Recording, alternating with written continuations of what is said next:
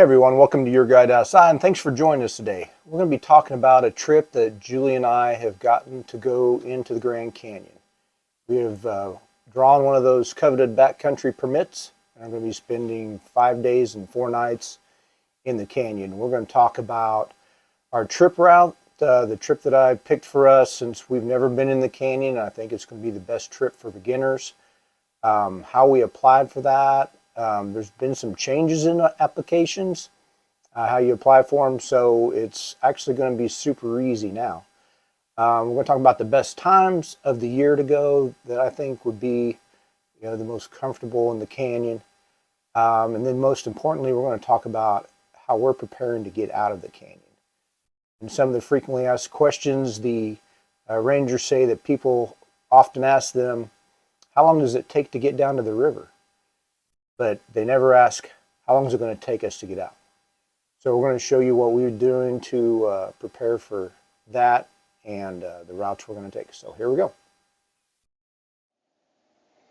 All right, so if you're not close enough to drive to the Grand Canyon, you can do like us, and we're going to fly in. So you could fly into Flagstaff.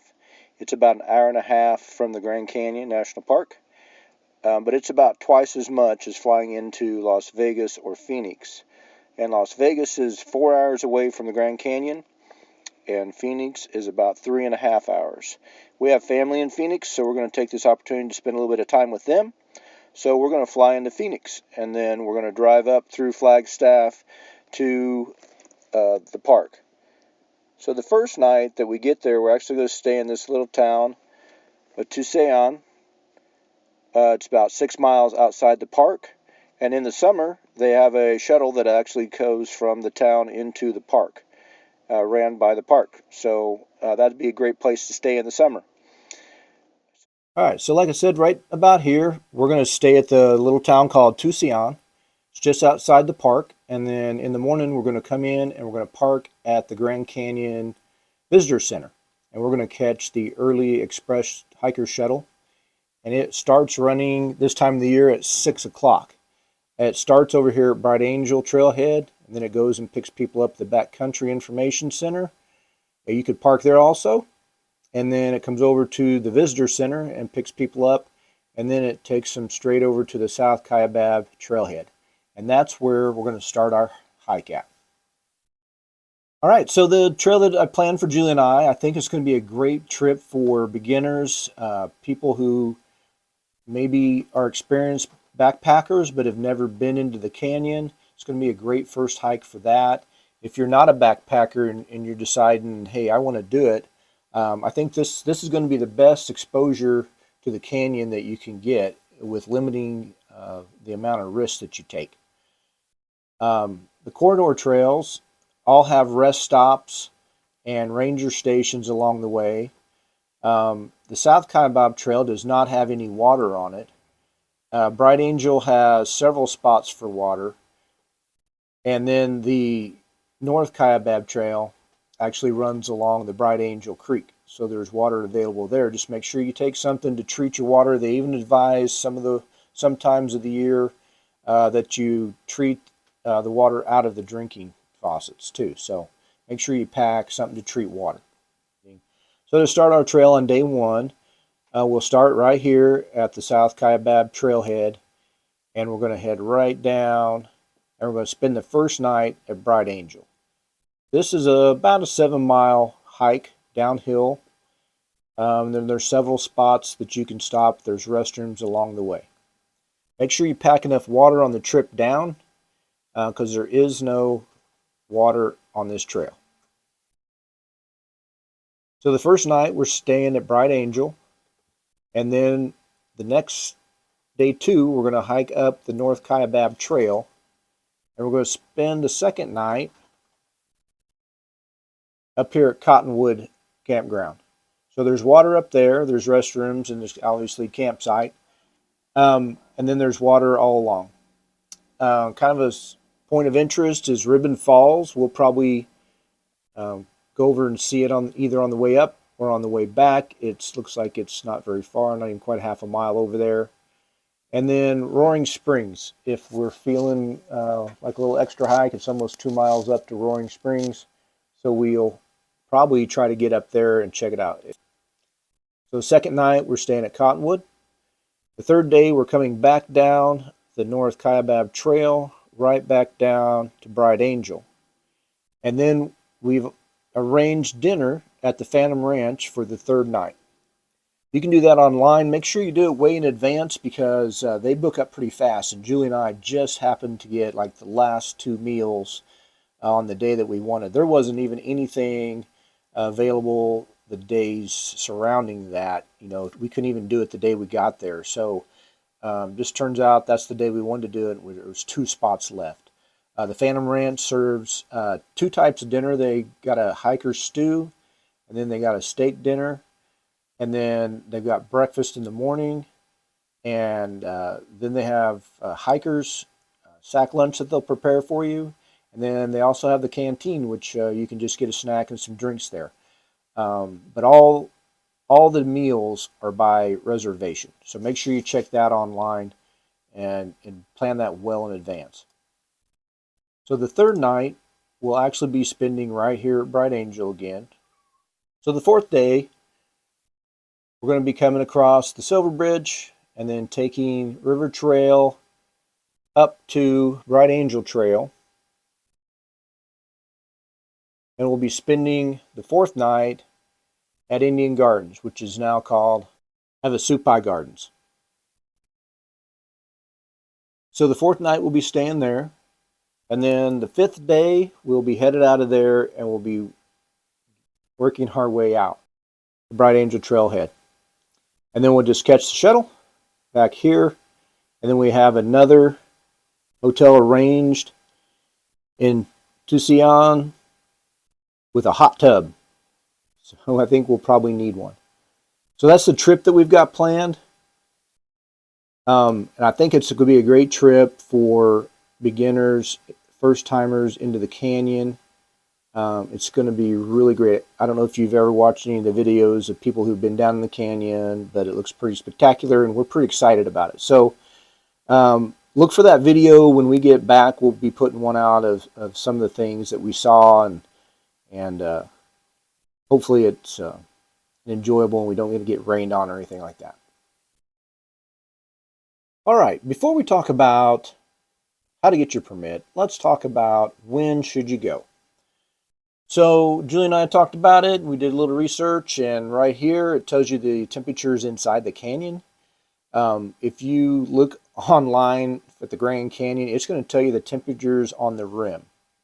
And typically the temperatures in the canyon are about 20 degrees higher than the temperatures on the rim. So you can see here, June, July, August, they just prefer you not even go into the canyon on those days because it's super hot in the canyon. That rock just absorbs all that heat and makes a big oven down there. Julie and I decided March, April, those would be good days, good months to hike. It's in the 70s to 80s during the day, and at night it gets down close to 50, 55 or 56 degrees. And then October, November are the other 2 months that we decided we would go. We'd actually applied for March, didn't get it. Then we applied for April and didn't get it. And then we ended up applying for October, and we ended up getting that trip. And that's the one we're headed for and getting prepared for now. So my picks for the best time of the year to hike into the canyon would be March and April, and October and November. So let's talk about the backcountry permit. So you go online to the Grand Canyon National Park website, and then you go to the backcountry permits. And there's a lot of information on this page, and I encourage you to read it all. It talks about what you can, you can't do, and things to be prepared for. It talks about there's no open fires allowed below the rim, and it gives you some tips on how to avoid the most dangerous animal in the canyon, which is the squirrel. So make sure you read that. It advises you to put all your food. They've got lock boxes at the campsites and picnic tables. I mean, they're nice campsites. And then they have these lock boxes. They're for you to put all your toiletries and your food and everything you can get in there. and it locks them up so the squirrels don't get to it. And then you're supposed to just open your bags up and hang them. They've got hangers for your bags, and they say just open them all the way up so the squirrels can just get in there and see that there's nothing in there. If you lock that thing up, they think there's something in there, they'll let you a hole in it to try to get in there. So open your entire bag up so they can just get in there and see that there's nothing in there. So make sure you read this page before you go, and that way you're prepared. All right, so permit costs are going up in 2024. And you can see in April, they're going to go up to $15 per person per night in the canyon. There's a $10 permit cost, and that's when you apply for the lottery. It's an application cost. When you apply for the lottery, they're going to charge you $10 then, and that is non-refundable. And then when you pick your times to go, it'll be $15 per person per night below the rim. Julie and I, we actually put in 3 times by paper before this year. Everything was by paper, and we had to fax it in. We had put in for March, April, and October. And October's the one we got, and that's the one we're preparing to go now.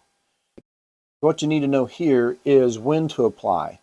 So when we applied for a March hike, any time in that month, whether you start on the 1st of March or you start on the 31st of March, you're going to apply October 16th, and you have till November 1st to get your applications in. So this row right here is the month that you're going to start your hike. Julie and I are starting our hike on the 29th or 30th of October, and we're coming out of the canyon in November. So we had to apply in May for this hike. So make sure you keep track of these days. This is like the most important thing to know, because they'll slide by you really fast. Like right now is October. If you want to go in March, you're going to have to get your applications in before November. So you have to get on it. And then how to apply, there's information down here on all that. I encourage you to read that too. The most important thing is keep track of the dates. All right. So now we talked about the trip we're going to take, how to apply, when to apply, best time of the year to apply. So let's talk about what we're going to do to be making sure we get out of the canyon. All right, before we talk about what we're doing to prepare to get out of the canyon, let's talk about why. Why are we even worried about getting out of the canyon? Here, I'll tell you why. Because it's a mile from the top to the bottom. So the North Rim is a little over a mile from the bottom at Bright Angel Camp all the way to the rim. Now, we're not going that way, but we are going from Bright Angel to Cottonwood, which is 7 miles, but it's only about a 1,500-foot elevation change, which is just over a quarter of a mile. But a quarter of a mile elevation change is like climbing a 122-story building. That's still quite a bit, but that's not the worst of it. So the South Kaibab Trail, when we come down, we'll be coming down 4,700 feet from the top down to Bright Angel Campground, which is down by the Colorado River. So that's not quite a mile. And a mile would be about 488-story building. But that's going down, so that's going to be a lot easier. So what we did on this trip was I broke it up to make it as easy as possible. So when we leave, we're going out the Bright Angel Trailhead, and we'll be down here at Bright Angel Campground, and then we're going to go up here to Havasupai Gardens Campground, which is only about 1,300 elevation change. So that 4th day, we're only going to have to climb a 122-story building to get to the campground. So the real challenge is going to come on day 5. When we come out of the canyon, we'll be going 3,400 feet from Havasupai Gardens to Bright Angel Trailhead. So that's why we decided we should probably prepare for this trip, because that's going to be, like climbing. That's only 4.5 miles, but it's like almost a 300-story building that we got to climb out of. So let's talk about what we're doing to make sure we're in shape to get out of here. Okay, so our exit strategy is to get in shape. And Julie found this couch to rim 12-week training plan online. And here's a copy of it, and this is what it looks like. So you can see that here on week 1, they just start you out real easy. The hardest part is this stair training. 30 minutes, we did that, and we thought we were going to die. It took us almost a whole week for our calves to quit hurting. That's going to be the most important workout to do in this whole program, because that walk down is really grueling because we're not really used to that going down, and it really works your calves out. And a lot of people say that's the first thing the rangers ask you when you come down is how your calves are feeling. Well, they'll feel fine the first day. About day 2 is when they really start hurting. But we start out 30 minutes just doing it. Probably about weeks 5 or 6, we got some poles, some hiking poles, and started using them. Make sure you practice with those. You want to make sure you can run those. You don't want to get on the canyon and then be stumbling all over them, because that could be it. But then you can see as you work your way down, you get up to 90 minutes, and we're down here around week 10 right now. So we do 90 minutes of stairs. We do full packs now. We started a couple weeks ago carrying our packs about 2/3 the weight, and now we filled them full of what we think we're going to take, maybe a little more, just so we're ready to go. And we do all these hikes and the stairs with a full pack. So you can modify this too. You don't have to stick right to that. Julie and I, because of our work schedule, have actually, instead of doing these long hikes on Saturdays, we do bike rides. So here's kind of the plan that we made for September, and that's what we do. The stairs, again, we started doing with our packs, and we should have started earlier. I think we started with maybe 3 weeks left. But they are a lot lighter now than they were when we started. So do as much of this with your packs as you can, and just make sure you get out there and every day do something. And then here's our October. This is kind of a light week. You can see that things have kind of went down from the 90-minute works out. And I think we'll probably do 60 minutes of stairs here, but not here. But I don't think we're going to rest this whole week. I think we're going to just redo this week, except for the stairs, because we'll be flying out on this day, and then we'll be going into the canyon on the 30th. So that'll be like our stairs right there. So those are the workout plans that we got planned. Really encourage you guys to do this. You can do it. You just have to want to. And it's not that hard. You just get out there and do it.